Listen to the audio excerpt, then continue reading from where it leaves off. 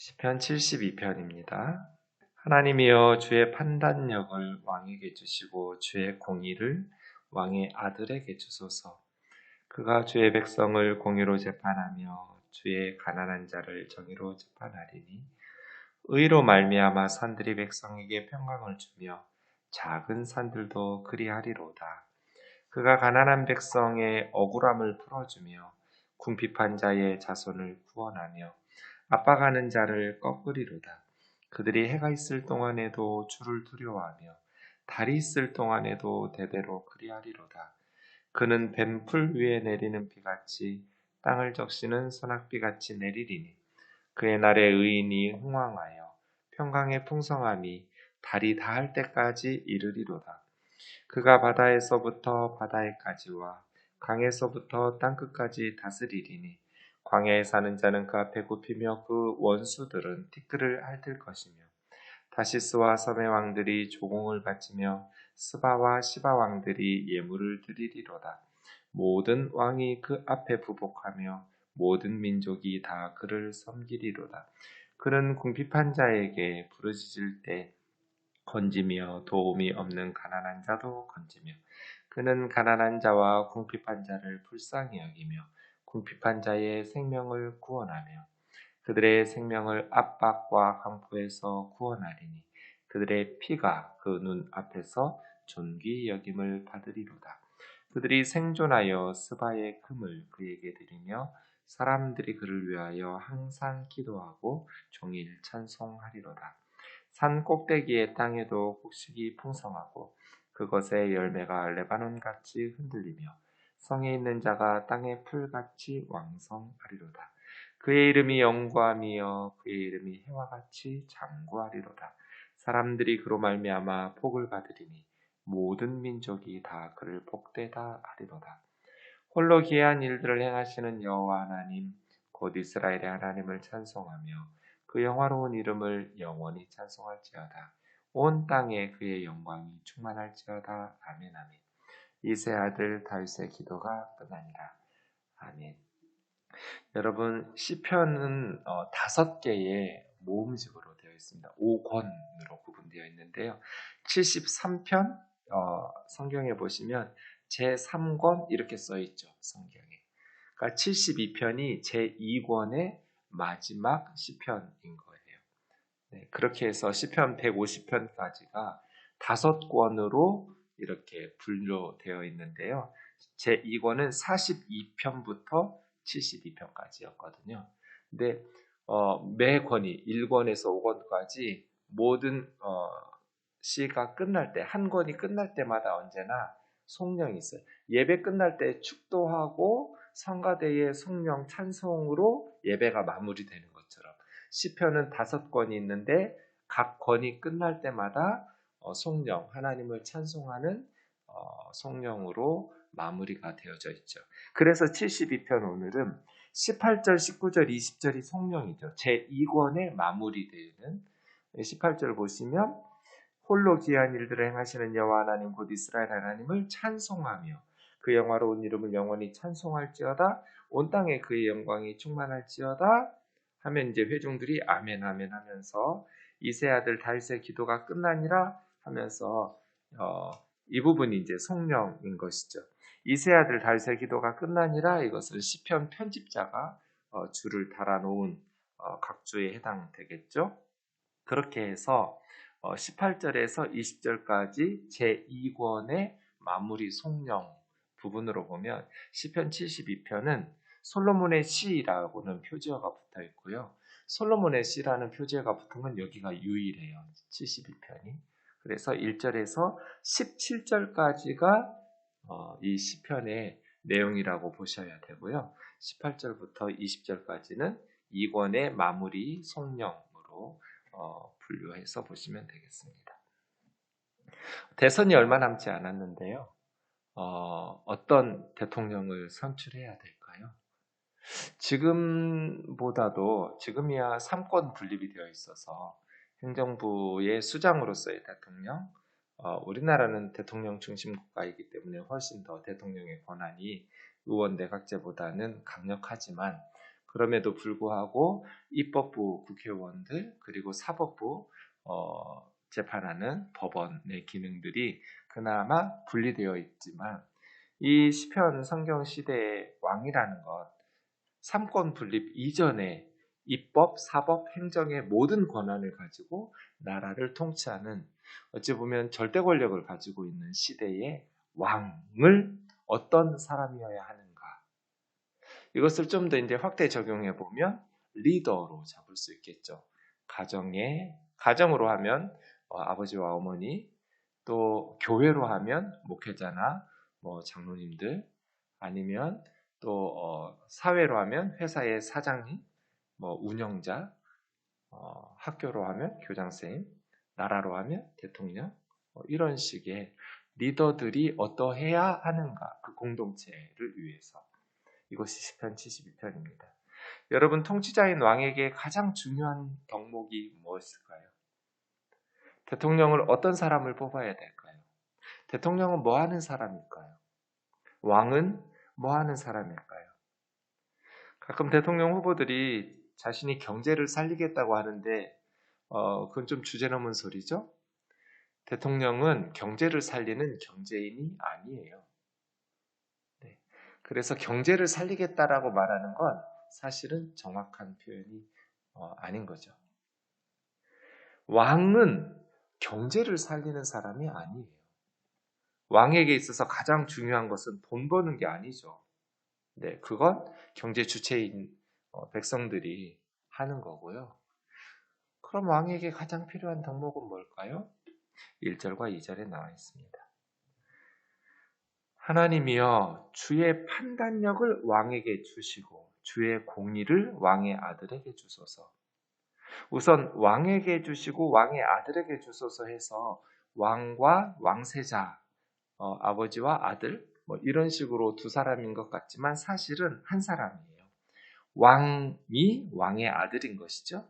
그러니까 이것은 물론 왕과 왕의 아들, 왕세자 이렇게 해석하는 수도 있겠지만 그것보다는 왕의 아들로서 왕위를 물려받은, 그러니까 쿠데타에 의해서 왕이 된 것이 아니라 합법적으로 정상적인 왕위 계승, 이런 의미죠.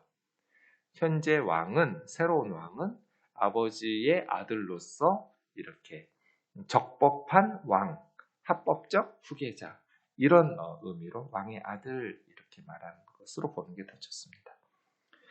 1절에 주의 판단력이라고 번역한 이 미슈파트가 2절에 가난한 자를 정의로 재판하리니 정의로 하고 같은 단어예요. 그러니까 같은 단어는 같은 말로 번역을 해야 되는데 다른 한국말로 번역을 하니까 원어로 보지 않으면 같은 단어라는 것을 알 길이 없어요. 나쁜 번역이죠. 같은 단어는 같은 한국말로 번역해 주어야 같은 단어라는 것을 알 수 있을 텐데 말이에요. 왜 이게 중요하냐면 시편 72편은 1절과 2절에서 끝났거든요. 하고 싶은 말이 1, 2, 3, 4절에 다 들어가 있고 그 중에서 1절과 2절에 이게 주제 구절이거든요. 그런데 단어 번역을 엉터리로 해버리면 이게 중요하다라는 걸 모르게 돼 있어요. 시편 저자가 이것이 이 두 단어가 중요하다라고 생각하면서 17절까지 전체를 끌고 가거든요. 이 두 단어가. 나머지 구절들은 1절과 2절의 결론이에요. 그러니까 중요한 1절과 2절을 좀 더 정확하게 번역해 주었으면 좋았을 텐데 하는 아쉬움이 있습니다. 틀린 번역은 아닌데 같은 단어를 다른 단어들로 번역하니까 정확하게 파악하기가 어렵다는 거예요. 왜냐하면 리더에게 있어서, 특히 절대 권력을 가지고 있던 시절의 왕에게 있어서 가장 중요한 두 단어가 1, 2절에 반복해서 두 번씩 나오거든요. 판단력, 공의. 판단력이라고 번역한 미슈파트와 공의라고 번역한 체다카입니다. 미슈파트와 체다카. 이것이 2절에 한 번 더 나와요. 순서를 바꿔서. 체다카, 미시파트. 그러니까 왕에게 있어서 가장 중요한 덕목은, 리더에게 있어서 가장 중요한 덕목은 미시파트와 체다카인 거예요. 미시파트라는 말은 재판한다라는 말이 2절에 나와 있는데, 이 재판이라는, 여기서는 딘이지만 재판이라는 단어로 샤파트가 나와요.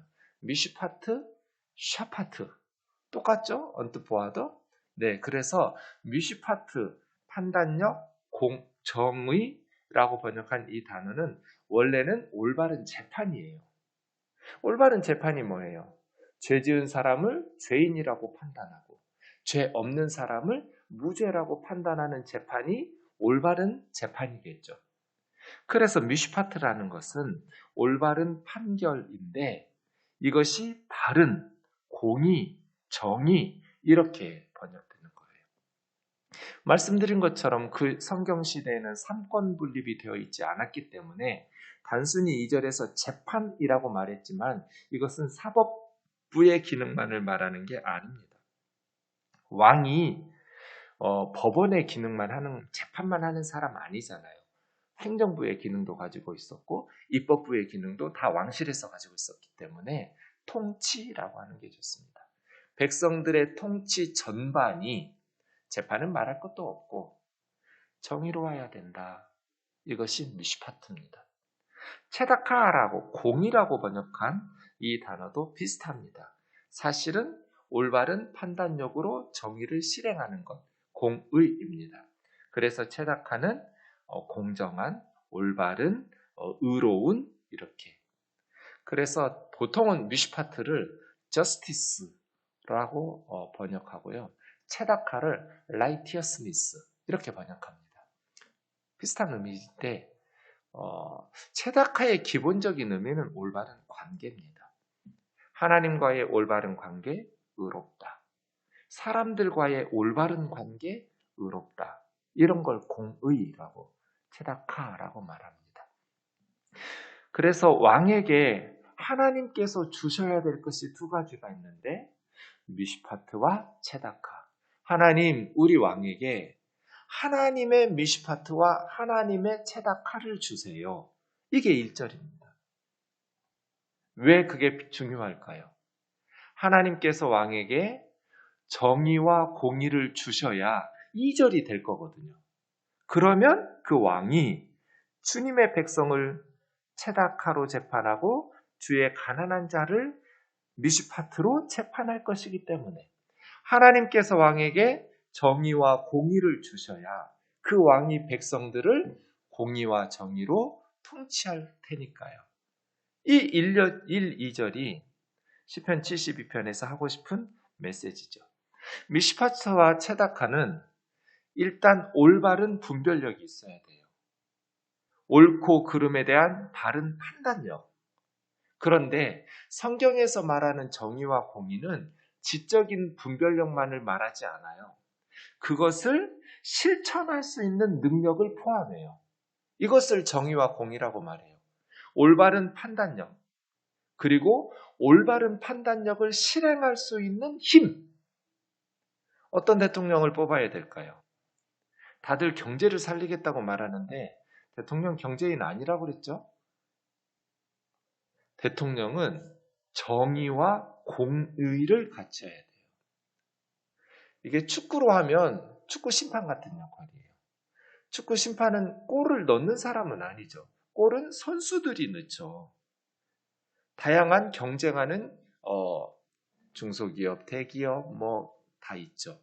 대통령은 공정한 심판, 파울을 한 선수에게는 옐로 카드로, 심각하면 레드 카드로 추방시키고, 그리고 열심히 공정한 룰에 따라서 실력을 이렇게 발휘하는 선수에게는 잘 축구할 수 있도록 배려하고, 반칙하는 선수에게는 경고하고, 심각하면 레드카드와 옐로카드를 내밀고, 이게 대통령 역할이거든요.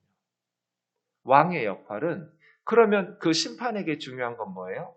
뇌물을 받고 어느 편을 편들거나 어느 선수에게 특혜를 주거나 이런 짓을 하면 안 되는 거죠. 대통령이 이런 거죠. 자기 측 사람들이나 자기가 좋아하는 어떤 지역이나 어떤 계층이나 그런 사람들에게 특혜를 주고 또 반대편에게는 불이익을 주고 이러지 않는 것이죠. 올바른 판단력과 그것을 실천할 수 있는 능력. 뮤시파트, 체다카. 하나님, 우리 왕에게 뮤시파트와 체다카를 주세요. 그러면 그가 이 백성들이 주님의 백성들이거든요. 특별히 가난한 자들, 힘 있는 사람들은 돈이나 권력에 의지해서 자신을 스스로 지켜내고 변호할 수 있지만 가난한 백성들을 누구에게 호소하겠어요? 억울한데 힘이 없어요. 연약한 백성들은. 그럼 누구에게 자기의 억울함을 호소할 수 있겠어요? 왕이잖아요. 가난한 백성들을 체다카, 미시파트로 공정하게, 가난하다고 해서 편들을 하는 거 아니에요. 공정하게만 판단해주면 백성들은 형통하게 되고 경제는 발전하게 되겠죠. 왜요? 어느 분야든지 실력을 갖춰서 열심히 노력한 기업이나 개인들이 이길 테니까요. 공정한 사회에서는. 그 사회는 실력을 갖추고 점점 경제가 발전하고 사회가 평화로워질 거잖아요. 리더가 공정하게만 해주면 반칙 사용하지 못하도록 어느 분야든지 그렇게만 공정하게만 국정을 운영해주면 실력 있는 사람들이 더 열심히 노력해서 실력을 기추고 어느 분야든지 점점 실력이 더 키워져 갈 테니까요. 이게 리더의 역할이거든요. 주의 백성을 공의로. 3절 그렇게 되면 어떻게 돼요? 의로 말미암아, 이게 체다카예요. 공의로 말미암아 산들이 백성에게 평강을 주고 작은 산들도 샬롬, 백성들에게. 산들과 작은 산 언덕들이 백성에게 샬롬을 준다는 것은 어디를 가든지 평화롭게 살 수 있겠죠. 그런 정의와 공의를 갖춘 사람은 4절처럼. 그럼 정의와 공의가 뭐냐? 이건 추상적인 개념이 아니에요. 말씀드린 것처럼 올바른 판단력과 그것을 실천할 수 있는 능력. 그래서 그냥 마음으로 모든 대선 후보가 다 올바른 대한민국을 만들겠다고 말하죠. 정말 그 진심이죠. 나라를 정말 좋은 나라로, 그 좋은 나라라는 건 정의로운 나라. 네, 기회는 평등하고 과정은 공정하며 그 혜택은 공의롭게, 명예롭게, 공평하게. 이게 문재인 대통령의 공약이었잖아요. 구호였잖아요. 기회가 평등했나요? 과정이 정의로웠나요? 분배가 정말 공평하게 나누어졌나요? 모든 국정을 맡겨달라고 요청하는 후보들은 다 정의와 공의를 말해요. 그런데 왜 정의와 공의를 실천하는 리더는 많지 않을까요? 이 세상에. 4절 때문이에요. 그가 가난한 백성의 억울함을 풀어주며, 이게 정의예요. 이게 공의죠. 가난한 백성의 억울함을 풀어주는 것. 궁핍한 자의 자손을 구원하며. 부모가 궁핍해요. 그럼 그 자식은 누가 돌봐줘요? 부모가 힘이 있는 사람들은 자기 자식의 앞길을 열어주죠. 부모가. 그런데 궁핍한 자의 자식은 누가 돌보냐고요. 누가 그 억울함을 풀어주냐고요. 왕이어야죠. 하나님의 대리인으로 나라를 운영하는 통치자들이 가난한 백성의 억울함을 풀어주고 궁핍한 자의 자손을 구원해줘야죠. 그런데 왜 이걸 못해요? 다 이렇게 말하는데 마지막 문장. 압박하는 자를 꺾으리로다. 이게 어렵기 때문이거든요. 기득권자들이죠. 불의한 기득권 세력. 압박하는 자들. 왕은 불의한 기득권 세력과 맞서 싸워서 그들의 힘을 꺾어야 되거든요. 그런데 어느 나라든지 이 압박하는 자들을 꺾지 못하기 때문에 가난한 백성의 억울함을 풀어주지 못하는 거예요. 이번 정부 들어서 최저 시급을 높였어요. 많은 논쟁들이 있었죠. 저는 그걸 보면서 뭐 다른 걸 다 떠나서 너무 가슴 아팠어요. 어떻게 몇십 년 동안 한 시간에 몇천 원 되는, 만 원도 안 되는 그 돈으로 저렇게 몇십 년 동안 생활을 하면서 살았을까? 어떻게 최저 시급도 안 되는 그 돈을 받으면서, 그러면서도 최저 시급을 높이니까 직원을 자르겠다고. 그 몇십 년 동안 자기 회사를 위해서 일한 사람은 그렇게 한 시간에 만 원도 안 되는 돈을 줘가지고 수십 년을 부려먹다가 이제 그거 몇천 원 얼마 더 올랐으니까 당신 나가라고 잘라내는. 물론 운영이 힘들어서 그럴 수 있겠죠. 그런데 저는 그 과정 속에서 참 사람이 얼마나 힘없는 사람들, 가난한 백성들이, 그런데 최저시급 올린 게 가난한 백성들의 삶을 윤택하게 했나요? 그 최저시급을 받는 사람들의 삶이 소득이 늘어난 만큼 더 여유로워졌냔 말이에요. 아니에요. 왜 여유로워지지 못했을까요? 높아진 임금이, 월급이 올랐는데 훨씬 더 많은 돈이 들어가는 주거비 때문이에요. 집값이 너무 올라버렸어요. 전 월세 가격이 너무나 올랐어요. 최저시급 오른 것을 훨씬 상쇄하고도 남을 만큼. 그래서 가난한 서민들이 이 정부 들어서 더 피폐해졌어요, 삶이. 왜? 주거비 때문에. 압박하는 자들을 꺾으리로다. 이어야죠. 왕이. 정의와 공의는 올바른 판단력, 가난한 백성들의 억울함을 풀어주고 궁핍한 자의 자손을 구원하는데, 그것을 하려면 억압하고 착취하는, 압박하는 자들의 세력을 꺾어야죠. 그게 어렵기 때문에 어느 사회든지 과거나 현재나 할 것 없이 그것을 힘으로 꺾으라는 게 아니라, 때로는 부당한 권력은 힘으로 꺾어야겠지만 사회적 컨센서스를 이루어야죠. 돈 있는 사람들이 무슨 죄인은 아니잖아요. 우리나라를 위해서, 우리 더불어 함께 살아가기 위해서 설득하고 새로운 비전을 제시하고 구체적인 액션 플랜을 짜고 구호를 외친다고 정의와 공의로운 나라가 되는 게 아니잖아요. 구체적으로 액션 플랜이 있어야 하잖아요. 우리나라 이렇게 이끌어가야 됩니다. 구체적으로 이렇게 변화돼야 됩니다. 5절부터 그런 압제자들이, 의로운 왕이 세워지면 17절까지는 자동으로 이루어지거든요. 악인들은 두려워하게 되죠. 해가 있으나 달이 있으나. 6절, 의로운 왕은 단비처럼, 추수가 끝난 뱀풀 위에는 비가 내려야 돼요. 단비처럼 그렇게 소나기 같은 존재가 되겠죠. 그러면 의인이 흥왕하고 달이 닿을 때까지, 달이 없어지는 날은 없을 테니까 지구가 종말할 때까지 영원히 샬롬이 풍성한 나라가 되겠죠. 그러면 8절에서 11절처럼 모든 나라 원수들이 굴복하고 그에게 조공을 갖다 바치면서 그 나라를 섬기게 되겠죠. 12절에서 14절에 있는 것처럼 의로운 왕은 가난한 자들을 건지는 자이고 궁핍한 자들을 구원하고 불쌍히 여기고.